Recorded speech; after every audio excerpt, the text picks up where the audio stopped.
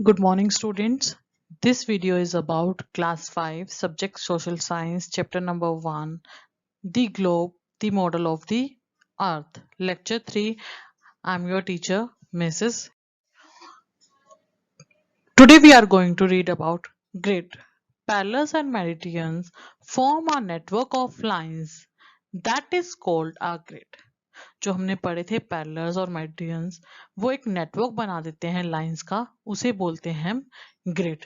These imaginary lines are drawn so that we can locate a place easily with the help of the lines of latitude and longitude passing through it. हम ये imaginary lines हम क्यों draw करते हैं? ये real lines नहीं होती, ये इमेजिनरी लाइंस होती हैं. हम क्यों ड्रॉ करते हैं? ताकि हम किसी भी प्लेस को इजिली फाइंड आउट कर सकें. जो भी प्लेस हमारे लैटिट्यूड और लॉन्गिट्यूड से पास कर रही है, जो उसके बीच में आ रही है, उस प्लेस को हम इजिली फाइंड कर पाते हैं. और you can write this, it is a network of parallel of latitudes and meridians of longitudes. ये नेटवर्क है पैरेलल्स जो लैटिट्यूड के और मेरिडियंस जो लॉन्गिट्यूड्स के, उसका एक नेटवर्क है. They help us to locate any place, और ये हेल्प करते हैं हमें कोई भी प्लेस लोकेट करने के लिए. The earth grid. अब हम अर्थ ग्रिड के बारे में बात करेंगे. Now we can clearly see that latitude and longitude intersect each other at right angle and form the earth grid. Latitude और लॉन्गिट्यूड एक दूसरे को इंटरसेक्ट करते हैं, काटते हैं, और वो भी राइट एंगल पर काटते हैं, 90 डिग्री के एंगल पे काटते हैं, जिससे हमारे अर्थ का ग्रिड फॉर्म हो जाता है, बन जाता है. In other words, we can say that a network of lines of latitude and longitude is known as the earth grid. कोई आपसे पूछे व्हाट इज अर्थ ग्रिड, तो आप क्या बोल सकते हैं? The network of the lines of latitude and longitude is known as the earth grid. जो लाइंस का नेटवर्क बनता है किससे? लैटिट्यूड और लॉन्गिट्यूड से, उसे हम बोलते हैं earth grid. This grid is useful to locate any place on the globe और मैप. और ये किस लिए यूज होता है ग्रिड? किसी भी प्लेस को लोकेट करने के लिए, किसी भी चीज प्लेस को ढूंढने के लिए वो यूज करते हैं हम. To locate a place we should know the latitude and longitude. किसी भी प्लेस को ढूंढने के लिए हमें वहां का लैटिट्यूड और लॉन्गिट्यूड पता होना चाहिए. The place would be locate at the point where these two lines cross each other. और वो प्लेस कहाँ पर पड़नी चाहिए? जहां पर ये लैटिट्यूड और लॉन्गिट्यूड एक दूसरे से मिलते हों. जैसे for example, we know that the latitude of Delhi is about 28 degrees north and its longitude is about 77 degree east. हमें पता है कि जो दिल्ली का लैटिट्यूड है वो 28 डिग्री नॉर्थ में है और लॉन्गिट्यूड 77 डिग्री ईस्ट में है. और मतलब ये एक एग्जैक्ट मेजरमेंट नहीं है, एग्जैक्ट मेजरमेंट ये है 28.38 डिग्री नॉर्थ और 77.92 डिग्री ईस्ट. तो हम उसकी हेल्प से एग्जैक्टली दिल्ली की लोकेशन कहाँ पर है वो पता चला सकते हैं. जैसे now the point where both these lines intersect each other gives us the exact location of Delhi. जहां पर ये दोनों लाइंस एक दूसरे को काटेंगी, इंटरसेक्ट करेंगी, वहां पर एग्जैक्ट लोकेशन होगी दिल्ली की. This is the picture of grid of earth. ऐसे ग्रिड बन जाता है अर्थ का. दोनों साइड्स आपको दिखाई हुई हैं, ठीक है. नॉर्थ पोल ऊपर साइड, साउथ पोल नीचे साइड, और देखिए हॉरिजॉन्टल और वर्टिकल लाइन सेमी सर्कल में और सर्कल में.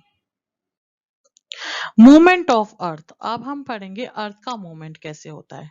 The earth moves from west to east. Earth जो मूव करती है वो वेस्ट से ईस्ट की तरफ करती है. The two main movements of the earth are. जो दो मेन मूवमेंट्स होती हैं अर्थ की वो होती हैं रोटेशन और revolution. First of all rotation. Rotation is the movement of the earth on its axis. Rotation क्या होती है? जब अर्थ अपनी एक्सिस पे ही घूमती है. मतलब जहां आप खड़े हो, अभी आप जहां खड़े हो या बैठे हो, आप एक बार वहां खड़े हो और उसी जगह पर, उस जगह से हिलकर ना घूमने लग जाओ, जगह से नहीं हिलना, हमें अपने चारों ओर घूमना है, दैट इज कॉल्ड रोटेशन। वो अपने एक्सेस पर चारों ओर ऐसे घूमती है, which is tilted at an angle of 23 degree. और आपको पहले ही बताया था जो उसका एक्सेस होता है वो टिल्टेड होता है 23 डिग्री पर, to the plane of the orbit, orbit से 23 डिग्री टिल्टेड होता है उसका जो एंगल होता है। This movement take 24 hours and cause day and night. और ये पूरी रोटेशन लेने में 24 आवर्स लग जाते हैं, मतलब आपको तेज नहीं घूमना, आपको इतना स्लो घूमना है कि आप पूरा राउंड एक 24 आवर्स में काट के आओ। जब ये पूरा राउंड करता है, इसी वजह से डे और नाइट फॉर्म होते हैं। जो पार्ट हमारा अर्थ का सन की तरफ होता है वहां पर डे हो जाती है, और जो पार्ट हमारा सन से बैक साइड हो जाता है, दूसरी साइड हो जाती है, वहां पर नाइट हो जाती है। देखिए अब यहाँ पे हम पढ़ेंगे, the movement of earth is from west to east, therefore the part facing the sun has day time while the other side experience night. जो मूवमेंट होती है अर्थ की वेस्ट से ईस्ट की तरफ होती है, इसी वजह से जो फेस हमारा सन की तरफ, पार्ट हमारा अर्थ का सन की तरफ होता है वहां पर डे होता है, और जो साइड हमारा बैक साइड होता है सन से वो नाइट होती है। इसलिए हमारे अलग अलग कंट्रीज में जो टाइम डिफरेंस है, कहीं पे दिन जल्दी होता है, कहीं लेट होता है, इसी वजह से डिफरेंसेस हैं। ये देखो, ये है बेटा रोटेशन, अर्थ की रोटेशन। ये आपको अर्थ की एक्सेस दिखाई गई है ना, ये टिल्टेड है 23 डिग्री पर, और ये इसी एक्सेस पे अर्थ अपना घूमता है, ऐसे रोटेशन होती है। अब revolution, revolution is the movement of the earth around the sun along a fixed path called the orbit। जो चारों तरफ सन के चक्कर लगाती है अर्थ, जिस लेन पे वो लगाती है, फिक्स्ड लेन पे लगाती है, जो फिक्स्ड पाथ है उसका, उसे हम बोलते हैं ऑर्बिट। ठीक है, तो जो उसके चारों तरफ, सन के चारों तरफ जो अर्थ चक्कर लगाती है उसको बोलते हैं रिवोल्यूशन। अर्थ के को का सन के चारों तरफ चक्कर लगाना कहलाता है रिवोल्यूशन। अब आप ये भी कर सकते हो अपने घर पे, अपने पापा को एक जगह खड़ा करो या मम्मा को एक जगह खड़ा करो, और एक डिफरेंस मेंटेन करके आप अपने मम्मी पापा के चारों तरफ एक पूरा सर्कल काटो, इसे बोलते हैं रिवोल्यूशन। ये पूरा होने में 365 डेज एंड 6 आवर्स लगते हैं, पूरा कंप्लीट होने में। अर्थ को कितना टाइम लगता है? 365 डेज एंड 6 आवर्स, मतलब कि हमारा पूरा 1 ईयर और 6 आवर्स लगते हैं ये पूरी रोटेशन कंप्लीट होने में। The 6 hours of or 1/4 day is added to the month of February every 4th year। जो ये 6 आवर्स एक्स्ट्रा लगते हैं ये इसलिए ऐड होते रहते हैं, और 4th ईयर में हमारा एक 29 फरवरी ऐड हो जाता है, जिसे हम लीप ईयर कहते हैं। अब आप समझिए लीप ईयर क्यों आता है, क्योंकि ये जो 6 आवर्स हर साल के होते हैं वो ऐड होते जाते हैं। 6 + 6 12, 12 + 6 18, 18 + 6 24, तो 24 पूरे 1 डे बन गया, इसलिए 29 फरवरी ऐड हो जाती है हर 4th ईयर में, जिसे हम लीप ईयर बोलते हैं। This movement cause 4 main seasons of the earth। और इस मूवमेंट से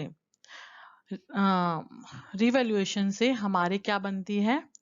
सीजन्स बनते हैं। 4 सीजन्स हैं हमारे पास, summer, winter, spring and autumn. ये 4 सीजन्स हमारे इस रेवोल्यूशन से बनते हैं।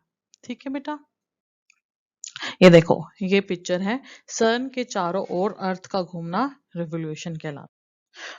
और बेटा जो ये हमारे सीजन्स बनते हैं इनको सोल्स्टिस एंड इक्विनोक्स बोलते हैं। पहले हम पढ़ेंगे summers solstice. On June 21, when the North Pole is tilted toward the sun and the sun shines directly over the Tropic of Cancer, all the places in the northern hemisphere experience summer. At this time, the southern hemisphere is having the winter season. जब 21 जून आती है तो जो northern पोल है वो tilt करता है, मुड़ता है सन की तरफ, जिससे कि उसके ऊपर पूरी की पूरी सन की सनशाइन पड़ती है। इसलिए जो टॉपिक ऑफ कैंसर है, नॉर्दर्न हेम्सीफेयर, मतलब जो नॉर्दर्न हमारा हेम्सीफेयर है उसमें समर होता है, और जो उसका बैक मतलब उल्टा साइड है साउदर्न हेम्सीफेयर, उसमें विंटर का सीजन होता है। Winter solstice.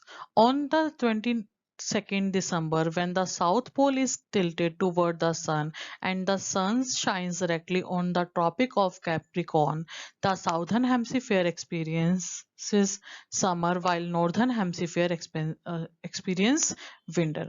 ऐसे ही इसका ऑपोजिट होता है, जब साउथर्न पोल टिल्टेड होता है सन की तरफ, तो जो सनशाइन उसके ऊपर डायरेक्टली पड़ती है, किसके ऊपर, ट्रॉपिक ऑफ कैप्रिकॉर्न के ऊपर।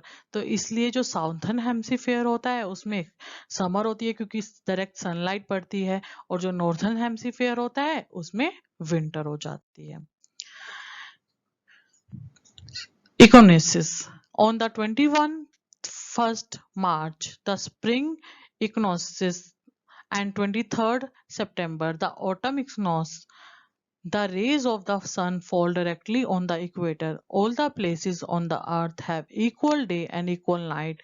When this position occurs, it is known as equinoxes.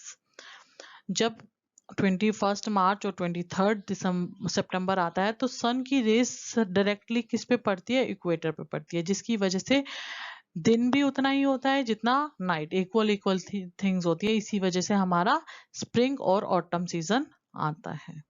देखो बेटा, ये है हमारी अर्थ की जो हमारी रोटेशन है, ठीक है, रिवोल्यूशन है, जिसकी वजह से हमारे सारे के सारे सीजन्स होते हैं। ये आपको दिखाई गई है कि कैसे कैसे वो रिवोल्यूट कर रहा है और ये सीजन्स चेंज हो रहे हैं, ठीक है।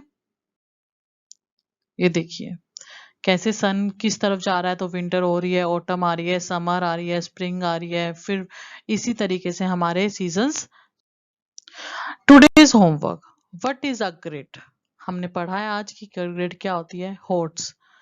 Next question, HOTS, why are the day longer than the night in summer. Days longer क्यों होते हैं नाइट से समर्स में। अब हम सॉल्यूशन की बात करेंगे, homework solution of lecture number 2। हमारा होमवर्क था answer the following question, what is the difference between latitude and longitude. Second question, what is prime meridian, by other name it is called, and why are they called so. Third question, mention any 5 features of Medan. First is, what is the difference between latitude and longitude? Latitude, they are imaginary lines which run from east to west. They are horizontal lines. They are in circle shape.